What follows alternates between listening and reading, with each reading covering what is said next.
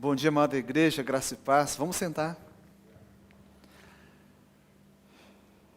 Nós seguimos com a nossa série, vamos falar sobre a morte. Um tema tão pouco explorado, até mesmo fugimos, né? Não é um assunto que nos agrada muito, ainda mais agora. Que o Brasil e o mundo têm respirado morte para todos os lados. E nessa manhã, o nosso tema é sobrevivendo à morte da pessoa amada. Eu creio que não há uma única pessoa hoje, a essa altura, mais de um ano de pandemia, que não tenha um conhecido, um parente, um familiar, que tenha morrido. Eclesiastes, capítulos 3, verso 4 e 5, é o texto que nós vamos explorar nessa manhã. Eclesiastes 3, 4 e 5, diz aqui a palavra de Deus: tempo de chorar e tempo de rir, tempo de prantear e tempo de saltar de alegria, tempo de espalhar pedras e tempo de ajuntar pedras, tempo de abraçar e tempo de afastar-se de abraçar.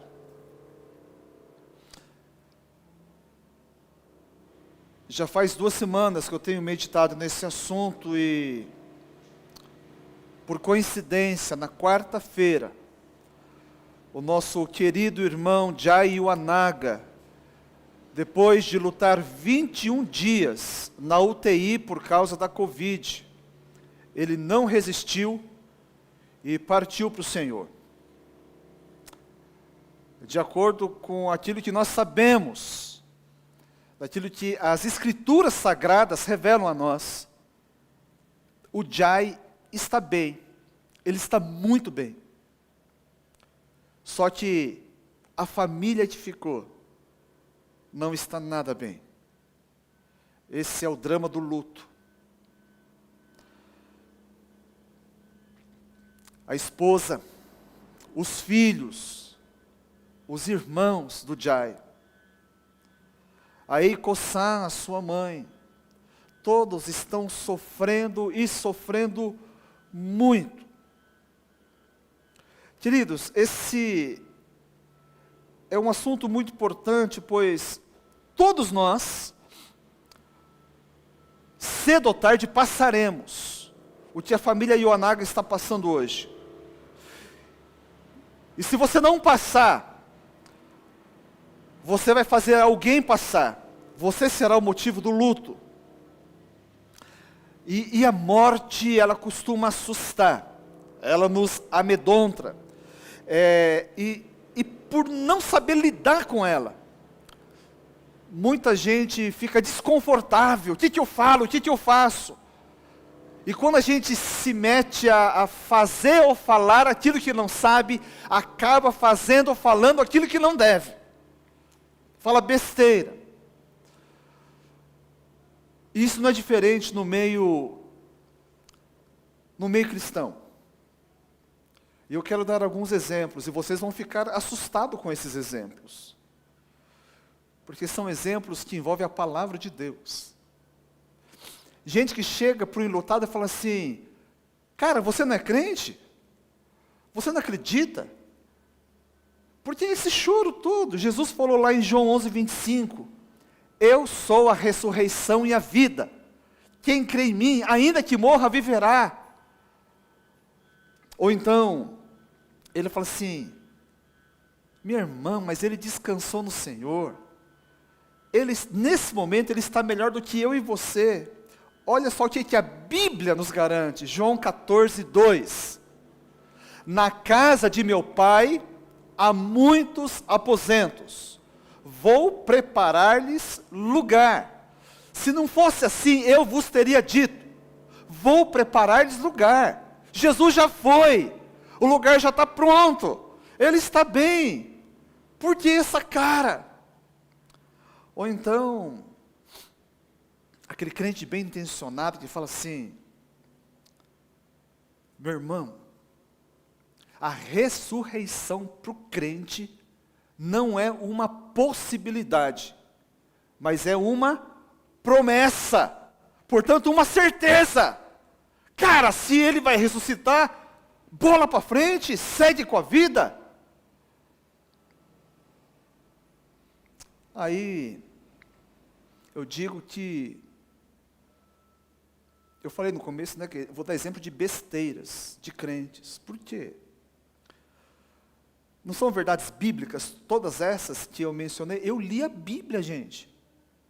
Eu li a Bíblia.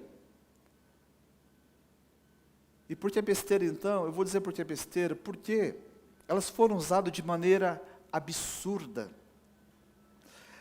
cruel e desumana. Absurda por quê? Porque trata situações diferentes como se fosse a mesma. Quando a gente fala de dor, do luto, a gente está falando de dor. Está falando de algo do passado. E quando a gente fala de ressurreição, de presença de Deus, a gente está falando de uma esperança futura. A esperança do crente não elimina a dor presente. A esperança que temos lá na frente por causa de Jesus, em nada diminui a dor. Por isso é um absurdo tratar e falar. Geralmente é gente que nunca passou pelo luto. É cruel. Por que é cruel? Porque além de não levar consolo e conforto nenhum, está acrescentando àquele que está sofrendo mais dores. Porque a pessoa começa a se questionar, fala assim, meu Deus, então será que eu não tenho fé? E começa a se sentir culpada. Além da dor, sente culpa. Além da dor e da culpa, ainda acaba sentindo vergonha. Por começar a achar que é um crente de segunda categoria, que a fé dele, na hora que mais precisava, não está funcionando. E também é desumana. Porque está querendo tirar dela um traço tão importante da humanidade. É desumano querer fazer a pessoa não poder chorar, uma dor irreparável. Esse é um dos dramas do luto. Você perde o emprego, mas pode arrumar outro. Você perde uma casa, mas pode comprar uma outra. Mas quando a gente perde alguém que nós amamos, é para sempre. E essa dor é só quem passa. É só quem passa para entender. Sabe, queridos, como a gente viu no texto que há tempo de rir e tempo de chorar. O que é que se faz no tempo de chorar? Qual que é a coisa mais apropriada a se fazer no tempo de chorar? Chorar. E quando a gente não faz no tempo o que devia fazer, alguma outra coisa a gente vai fazer. E a coisa não vai prestar.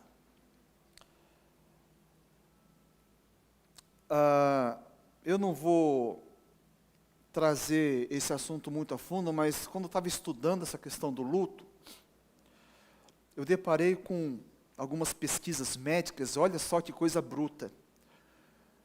O autor estava falando que nos grandes hospitais de câncer, há profissionais da saúde mental, psiquiatras, psicólogos. Por quê? Porque há cânceres que o corpo faz. Por exemplo, uma das causas que eles descobriram é a pessoa, o paciente não ter feito o luto. Quando ele não fez o luto, quando tinha de fazer, ele fez alguma outra coisa, talvez sublimou aquela dor. Mas, meus amados irmãos, o câncer surgiu. E há ocorrências de pessoas que são curadas do câncer, mas na sequência, o corpo faz outro câncer. E então esses profissionais da saúde mental, eles analisando, ouvindo o paciente, descobrem, sabe, esses gaps que tem na alma dele. Então eles têm que tratar, porque senão vai curar desse e vai surgir outro. Que coisa interessante. Então, queridos, para você sobreviver à morte da pessoa amada, é uma coisa muito importante.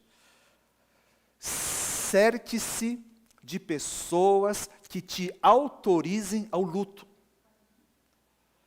Por outro lado, mantenha distância dessas pessoas tóxicas, que usam até a palavra de Deus para te violentar. Nessa hora de fragilidade, fica longe. Talvez depois fortalecido se aproxime, mas fica longe de gente assim.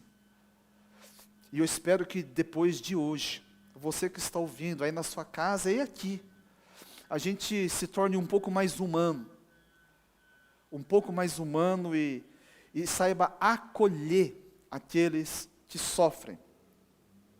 Nós precisamos, irmãos, aprender a respeitar, a nos solidarizar com os enlutados. E o choro dos que ficaram não é falta de fé. Não tem nada a ver com falta de fé. Quem sofre e chora, ele está mostrando que é um ser humano. É isso. A média das pessoas não fazem, então, ideia do que é, de como poder acolher esses que sofrem. A gente vê na Bíblia, um dos personagens que mais me encanta é Jó. Você consegue ler numa sentada, são só 42 capítulos, o livro antes do Salmo, você pode ver com calma, mas Jó é alguém que, como poucos, experimentou um luto absoluto. Um luto em todas as áreas. O homem era muito rico, de repente perdeu toda a sua riqueza. O homem era saudável, ele perdeu toda a sua saúde. É doença por dentro e por fora. E o horror dos horrores de quem é pai e mãe, teve que enterrar os seus filhos. Todos os 10 filhos, numa tacada só. 7 filhos e 3 filhas. Pensa como fica a cabeça de uma pessoa, temente a Deus, servo fiel, mas ele passou por isso. A situação dele era tão dramática, que 3 amigos mais próximos, né, Elifaz, Bildade e Zofar, veio cada um da sua região, eles se encontraram para juntos levar um conforto para o enlutado Jó. De longe, eles avistaram Jó, e a figura dele inspirou tanta compaixão, ele estava tão desfigurado, que eles chegaram diante de Jó, e não abriram a boca. E diz a palavra de Deus, lá no livro de Jó, que eles ficaram 7 dias e 7 noites sem abrir a boca. Que amigos fantásticos. É gente que tem tempo para estar junto. Gente que tem tempo para estar presente, sem abrir a boca. Eles acertaram em cheio, até que resolveram abrir a boca. E aí foi uma besteira atrás da outra. Um festival de insanidade. Então a dica é, se você não sabe o que fazer, o que falar, seja uma presença silenciosa. Às vezes não falar é a melhor coisa que temos a fazer. Aliás, nada do que a gente venha falar nessas horas vai trazer o conforto, o consolo. O que as pessoas precisam é de presença, é de calor, é de alguém que se interesse. Você pode abençoar aqueles que estão perto de você, que estão enfrentando luta, às vezes isso. Vai lá. Chega na casa da pessoa, peça licença. Vai lá para a área de serviço, pega uma vassoura e varra a casa dela. Quem sabe ela tá sem forças para isso. Você sabe fazer um bolo de fubá gostoso? Faz um bolo. Leva lá para um lanche da tarde. Não precisa falar nada, sorria. Na sua casa você ore. A morte de uma pessoa amada, ela invade a nossa existência sem pedir permissão. Ela nos impõe um tempo que a gente não quis e não buscou, que é o tempo de afastar-se, de abraçar. O tempo do luto. E esse tempo do luto, do afastar-se de abraçar, para nunca mais poder abraçar aqui nessa vida, traz consigo o tempo de chorar. É um pacote só. No ano que eu nasci, há 52 anos, uma médica suíça chamada Elisabeth Kübler-Ross, ela é uma psiquiatra, especialista em tanatologia, estudava os mortos. E como resultado das suas observações, ela percebeu que, no geral, os enlutados e aqueles que estavam prestes a morrer, enfrentavam 5 estágios. O primeiro é o estágio da negação ou isolamento.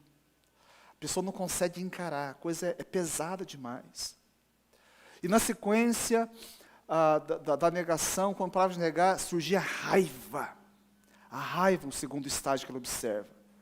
E depois o terceiro estágio, a terceira fase, a barganha.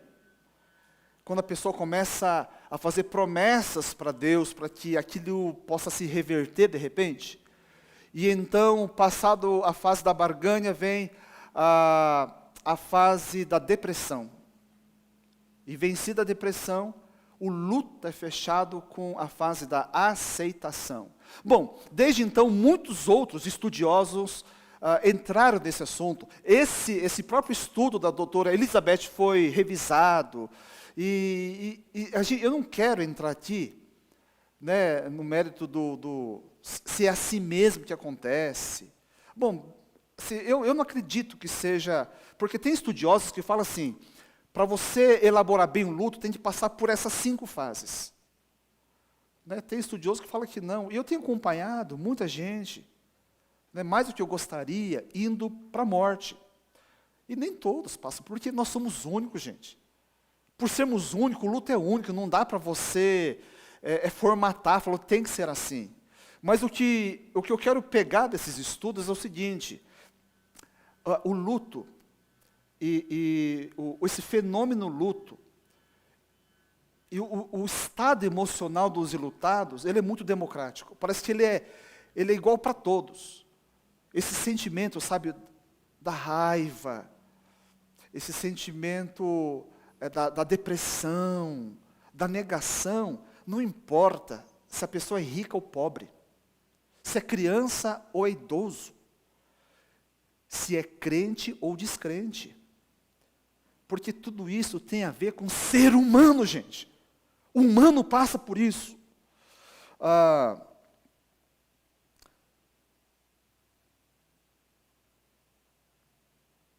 Eu quero pensar aqui no tempo de chorar, mas antes, se tem alguém que nos ensina a ser humano e como lidar com essa situação toda, é o nosso Senhor Jesus. Olha só que curioso. O nosso Senhor Jesus, ele tinha um amigo chamado Lázaro. Lázaro morreu. E então a irmã de Lázaro veio ao encontro de Jesus para falar. Ele falou assim, olha, o seu amigo Lázaro morreu. E no que ele estava indo para Lázaro, ele encontra com Maria, uma das irmãs de Lázaro, e ela chora. E Jesus, olha só o que João registra, lá no Evangelho de João, capítulo 11, verso 35. Uma frase tão curta, o menor dos versículos da Bíblia, mas ele nos ensina tanto. Jesus chorou.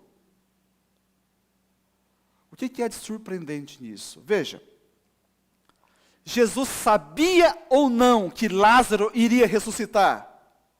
Sabia. Não apenas sabia, como ele seria aquele que iria operar o milagre. Jesus iria diante do túmulo e ia falar assim, Lázaro, saia daí. Jesus sabia disso tudo. E ainda assim chora. Por quê? Porque não tem a ver com aquilo que vai acontecer lá na frente, mas naquele momento existia alguém chorando. Ele solidariza, ele não chama a atenção de Maria. Fala, Maria, sua descrente, você não sabe que aqui diante de você está o Filho de Deus? Não fala nada disso. Jesus acolhe a dor. Nós crentes no Senhor Jesus, temos que começar a aprender a nos comportar, a viver como Ele. Jesus, Ele sabia que aquele era o tempo de chorar, e Ele chora, sem problema nenhum. Deus chorou a morte de um ser humano aqui na terra. Tempo de chorar. Eu quero dizer que o tempo de chorar, ele inclui muitas coisas, muitos estados emocionais, e eu queria passar rapidamente com vocês esses tempos todos que nos ajuda a enfrentar, sabe, esses estados emocionais que por mais ruim ou desconfortável que seja, nos ajuda a enfrentar o vazio provocado pelo outro que partiu. E é sempre muito complicado. Então, algumas manifestações comuns no tempo de choro, para você que está vivendo esse tempo. Como a doutora Kübler-Ross falou, negação, isolamento. É gente que fala assim, eu não acredito! Ou então, eu não aceito! Não é que a pessoa ficou louca, gente. Ela sabe que morreu, só que ela não consegue, a dor é grande demais para aceitar. É uma coisa assim, assustadora. Eu perdi o chão, por mais que eu soubesse que meu pai estava na UTI. Quando os médicos chamaram, eu fui lá para Mogi, e o médico sai, e a gente sabe, quando o médico chama, é raramente para falar assim, aconteceu um milagre, ele está de pé. Mas quando a gente ouve aquelas palavras, como é duro. Parece que a gente está num pesadelo acordado. É o estado de choque. A gente não se sente pronto para aceitar. É muito difícil, a dor é insuportável. Tem gente que não tem essa reação, mas ela vai para o isolamento. Ela quer ficar com os seus pensamentos. Ela precisa elaborar aquilo aqui. Agora tem uma versão assim, mais de crentes no Senhor Jesus. Um tipo de negação que eu tenho visto, sabe qual que é? É aquele que, sabendo que o outro morreu, como ele não aceita, ele faz o que crente gosta de fazer, ora. E ora, mas uma oração específica, Senhor, traz de volta, ressuscita. Ainda que tenha passado 1 mês, 2 meses, 3 meses. Eu conheci uma que passou 5 meses, gente. 5 meses. E ela não consegue aceitar. Falou assim, não, estou esperando. Deus é fiel, Deus vai trazer ele de volta, vai trazer de volta. Não consegue. É um tempo que ela está vivendo. E não é um tempo da gente apontar o dedo, de acusar. Não é um tempo de tentar expulsar um demônio que não existe ali. Gente, isso aí é uma alma ferida. E o problema do luto, o grande paradoxo do luto, assim, é que quanto mais a gente ama a pessoa, tanto mais será o sofrimento. Tanto mais será o sofrimento. Aí então, um outro estado emocional comum é a raiva. Crente não tem que engolir raiva. Ele tem que saber como direcionar a raiva, mas a raiva faz parte. Você engole raiva e seu corpo vai somatizar e fazer outras coisas ali. É úlcera, gastrite para lá. Jó, vamos voltar para o Jó, capítulo 3, verso 11. Olha o que ele diz. Porque não morri ao nascer, e não pereci quando saí do ventre. Ele estava com raiva. Falou assim, para passar por isso, era melhor não ter nascido. E ele não apenas sente, ele verbaliza.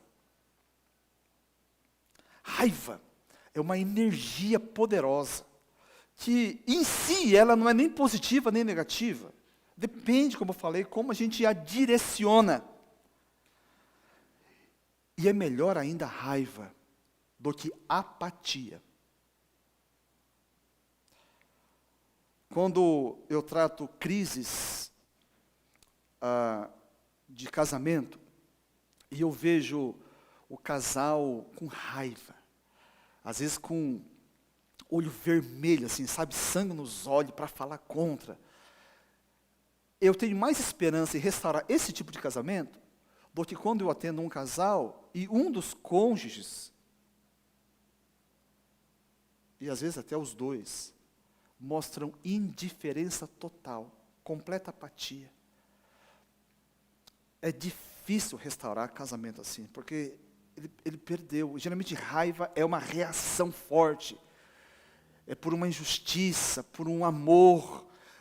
E a gente tem mais chance de tratar. Agora, tomados de raiva, a boca tende a falar aquilo que não deve. São poucos que conseguem, na raiva, não falar besteira. Né?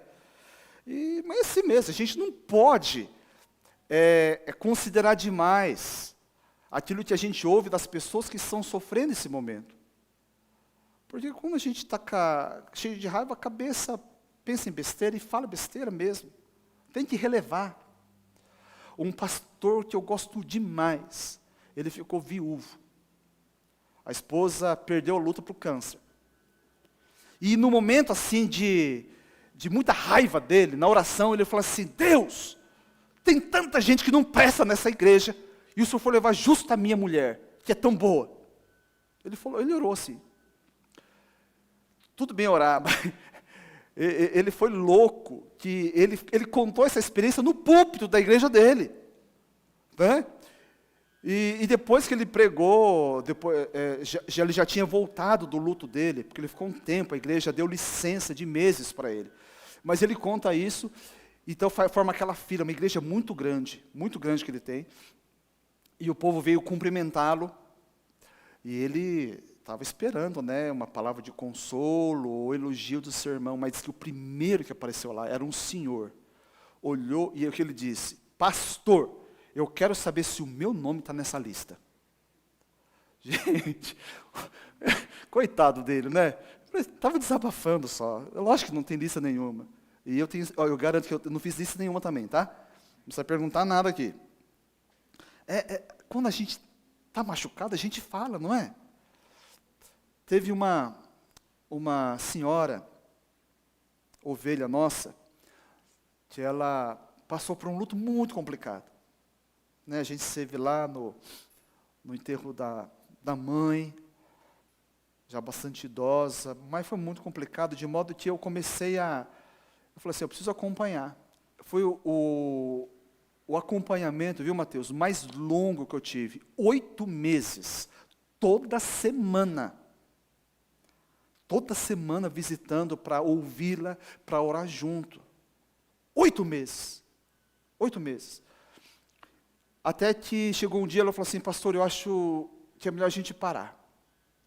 Porque o senhor vem e eu começo a falar, e eu sofro, e eu choro, e isso não faz bem. Eu falei: ok, tudo bem, se você prefere, o dia que quiser, é só falar que eu estou aqui.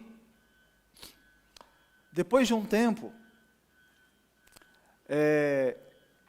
uma outra pessoa da igreja falou assim: pastor, eu estive com fulana, e ela está triste. Eu falei: eu sei que está triste. Não, ela disse assim que a igreja abandonou ela. Eu falei: mas como abandonou? Eu nunca acompanhei uma pessoa daquela maneira. Né? Só que eu sabia. Ela está passando esse tempo. Eu não fiquei sentida. Né? Eu fiquei triste por ela, não porque ela falou e desconsiderou toda a pastoral que eu desenvolvi. Porque com a raiva as pessoas falam. Elas não conseguem enxergar direito. Né? Por exemplo, tem muita gente que tem raiva da igreja. Acontece, está nesse momento, e não é só em luto, né? De repente fala assim: ninguém nessa igreja presta. Às vezes tem problema com uma pessoa. Está vendo um luto, e fala que ninguém presta. É muita gente ninguém, né? Até quem não conhece, porque eu tinha igreja lá que o povo da frente não conhecia o pessoal do fundo. Né? Porque tinha muita gente, e fala que ninguém presta. Fala assim: não, o coração está ferido. O coração está ferido. Né? Isso acontece. Raiva da igreja, raiva de Deus. A gente vê na Bíblia gente falando contra Deus. É melhor você falar na oração contra Deus do que pessoalmente falar contra a pessoa. Porque a pessoa talvez nunca vai ser curada da ferida, mas Deus tem estrutura, Ele sabe. Né? Depois a gente se dobra diante dEle. O que a gente não pode é engolir essas coisas. Agora tem uma raiva que essa aqui é muito comum nos crentes. Nessa hora é raiva de si mesmo. Luto e raiva de si mesmo, como eu acompanho isso? É tempo de chorar, mas quando a gente vive essa raiva aqui, ela é muito maléfica, gente. A pessoa chega e fala assim, pastor, por que eu não fui um pai melhor? Por que eu trabalhei tanto, e eu nunca joguei bola com meu filho? E aí começa a chorar, sabe aquelas lágrimas grossas, e começa a escorrer, e eu vejo o desespero. Ele tem raiva de si por aquilo que não aconteceu. Isso aqui é comum, gente. Como é comum? Porque ninguém consegue ser pleno com ninguém. Se a gente quiser caçar um motivo para se condenar, a gente vai achar. Então, você que está vivendo a dor do luto agora, não seja duro demais consigo mesmo. Sabe? Talvez naquela época, a única coisa que você sabia, a única decisão que você podia tomar à luz daquilo que você tinha, era aquilo. Hoje é diferente. Né? Já está mais velho, tem outra cabeça. Não é à toa que os avós costumam ser mais amorosos do que os pais, né? A avô já passou por aquilo e quer corrigir nos netos aquilo que errou com os filhos. Então, gente, adulto é diferente de jovem, e cada fase da vida a gente vai amadurecendo, espera-se, né? Agora, se você tinha entendimento na época, e ainda assim não viveu de acordo, então você pecou. Vamos falar claro aqui. Agora, pecado também a gente resolve. Não é para a gente ficar se martirizando, Jesus já morreu na cruz. Então, se você entende que você pecou mesmo, reconheça, arrependa-se, né? Confesse isso em nome de Jesus e deixa Deus te curar. Né? Aquilo já foi. O morto não pode mais ser amado, abraçado, assistido. Você só pode se perdoar. E aí tem também a fase da depressão ou tristeza. Nem todos entram em depressão, mas tristeza todos. Olha só que interessante, Gênesis 24, 67. Veja lá comigo. Isaac levou Rebeca para a tenda de sua mãe Sara. Fez dela sua mulher e a amou. Assim Isaac foi consolado após a morte de sua mãe. Se você ler Gênesis, vai descobrir que quando Sara morreu, Isaac, ele tinha 37 anos, porque ela morreu com 127 e o teve com 90 anos. Quando Isaac casa, ele tinha 40. Ou seja, 3 anos de tristeza até ser consolado. Ele é um dos patriarcas, gente. Né? O grande Isaac. 3 anos ele sofreu até ser consolado. E passada a raiva, então, vem a tristeza. Alguns entram em depressão. Né? É um vazio bruto que se aloja na alma. Pelo que perdeu, né, pelo que se foi, pela situação que não existe mais. É duro a gente andar pela casa. Toda casa, sua casa é normal? Todo mundo tem um lugar certo, não tem? Alguém aqui não tem, cada dia é um lugar. Eu sei que tem casa assim, né? Tem casa que tem aquela mesa com 4 cadeiras, né, e mora 7. Quem chega primeiro come, não é? Mas uma casa normal é o lugar certinho. Até na igreja, você sempre senta no mesmo banco, não é? Eu sei, me falaram que depois que meu pai morreu, durante um bom tempo, ninguém sentava na cadeira. Não sei se era medo de sentar, o que era.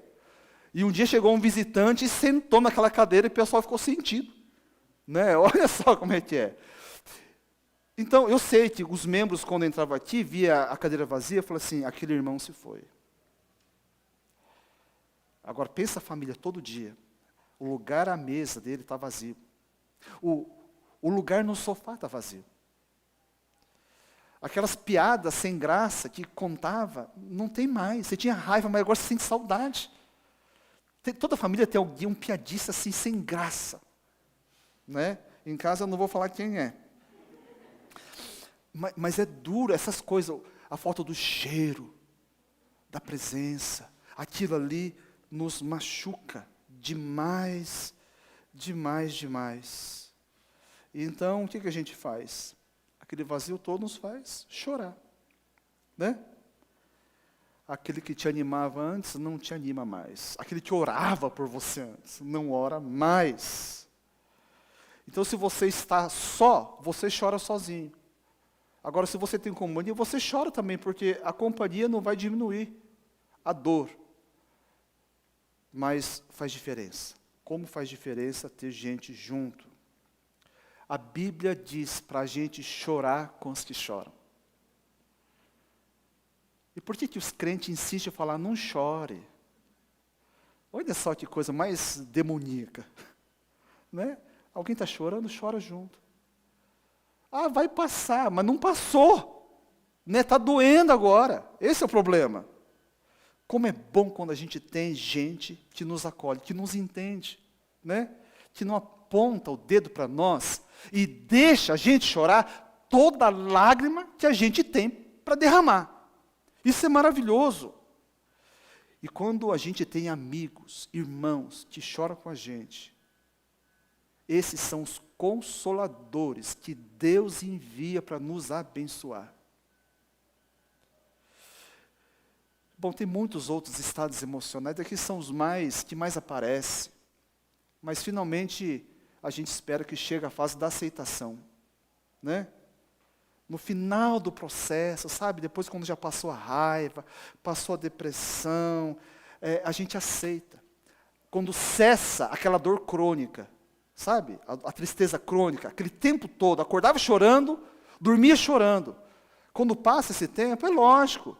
De vez em quando vem uma lágrima aqui, outra ali, a gente lembra, mas tudo bem, pelo menos os olhos recuperam o brilho da vida.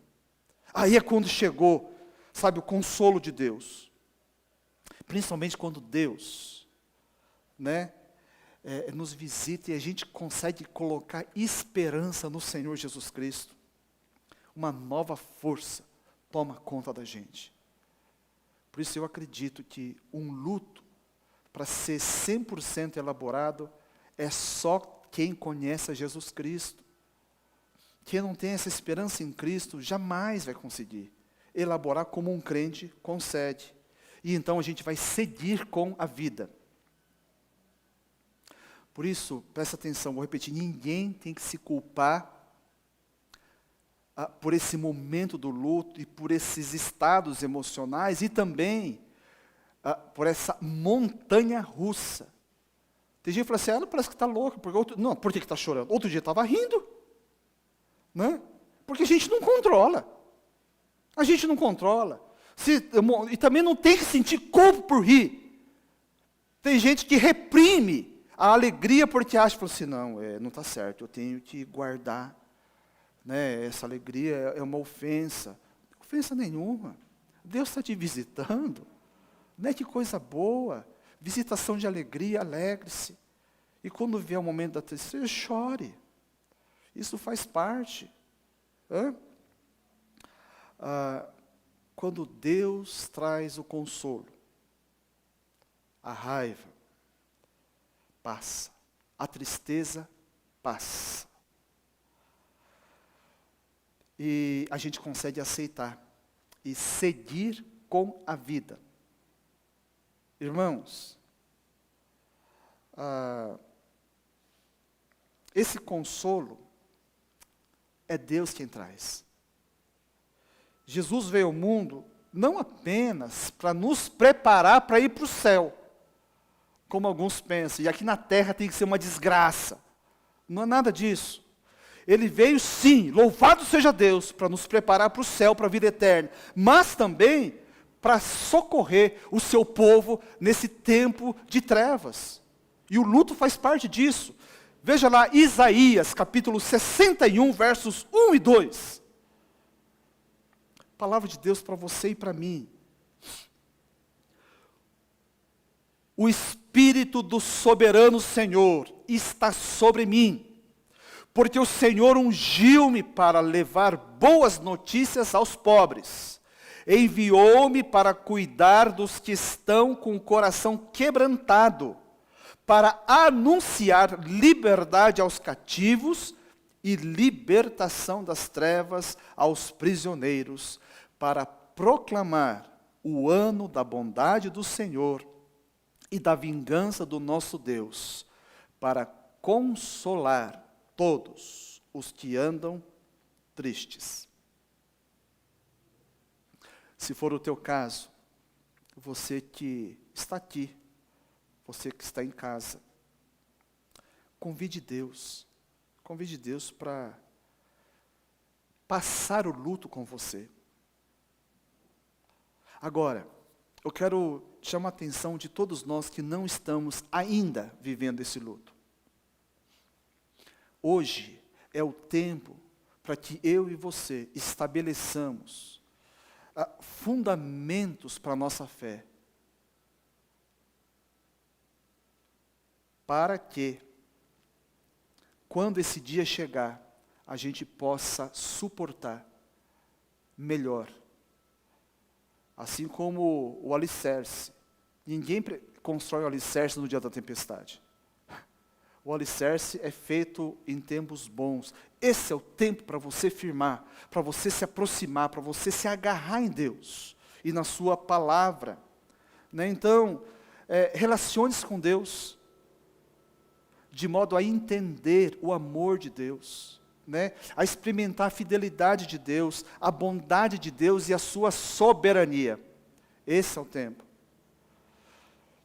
Você que está no luto, não se isole. Né? Assim que você assentar um pouco mais, reúna com gente. A família pode ser o principal meio através do qual Deus vai trazer o consolo ao teu coração. E todos nós, que a gente aprenda como povo de Deus a ser bênção na vida daqueles que estão vivendo dias de luto. Para encerrar, Salmo número 30, verso 5. O choro pode durar uma noite, mas a alegria vem pela manhã. A noite sempre acaba. Em algum momento, a noite vai dar lugar ao dia. Em algum momento, se a gente estiver no Senhor, o choro vai ceder lugar para a alegria. Até esse tempo, chore. Até esse tempo, chore. E se precisar de alguém para chorar junto, nos chame. Tem muita gente aqui na igreja pronto para chorar com você. Vamos orar.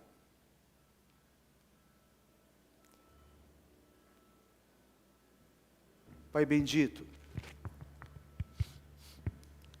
o nosso país, o Brasil e vários países do mundo, estão debaixo de um pesado manto de luto. Quanta dor, quantas pessoas morrendo por causa dessa doença.